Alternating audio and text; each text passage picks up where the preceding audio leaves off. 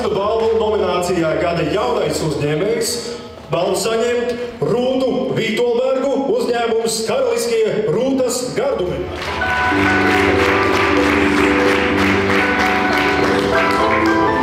Paldies visiem, kas atbalstīja, kas nobalsoja par mani. Tagad es ģimenē smējos, es jau neko nedaru, tikai piepildu citas sapņus un vēlmes, un arī nedaudz iepriecinu sevi, tā kā liels paldies jums. Aicinām Rūtu Vītolbergu, jeb Karaliskie Rūtas gardumi. Un Rūta, jautājums ir šāds. Nominācija Gada jaunais uzņēmējs. Un esat pamanīti un pelnīti. Un darbojaties viena, vai jums ir kādi palīgi? Un kādēļ tieši Kūkas?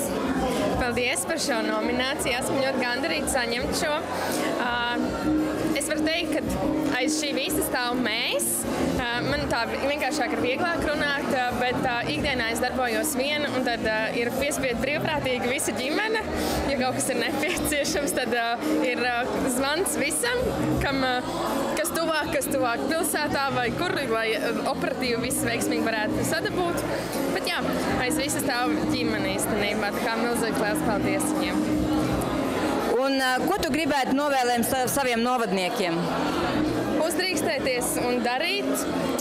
Kā es saku, man patīk kaut ko darīt un aicināt cilvēkus uz laukiem, parādīt to, ka laukos kaut kas tomēr notiek, lai nav tāds, oi, kāpēc mums nekas nenotiek, bet man tiešām gribas aicināt un iedrošināt, uzdrīkstēties, sapņot un pārkāpt savam es reizēm pāri un īstenot savu idejas vistrakākās. Un es šai reizē arī izmantošu to iespēju un pateikt, droši vien tu man arī atbalstīs, ka vietai nav nozīmes, jo atceries, kā bija 1. septembrī, ja? Mums jau liekas, ja mēs esam pilsētas centrā, tad Kūks izpērk tur, bet Kūks izpērk arī pie tevis. Ko tu par to varbūt ko varēja ātri pateikt? Vai tu plāno vēl šādas pasākumus, šādas ātrās aktivitātes?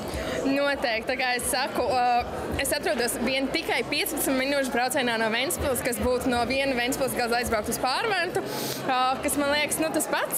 Un noteikti tuvosies vasara, noteikti būs arī atkal tuvākie kaut kādi nozīmīgākie svētki, noteikti viss būs. Tā kā sakojiet līdzi Instagramā un viss notiks. Paldies, liels Rūta, un lai jauks vakars! Paldies!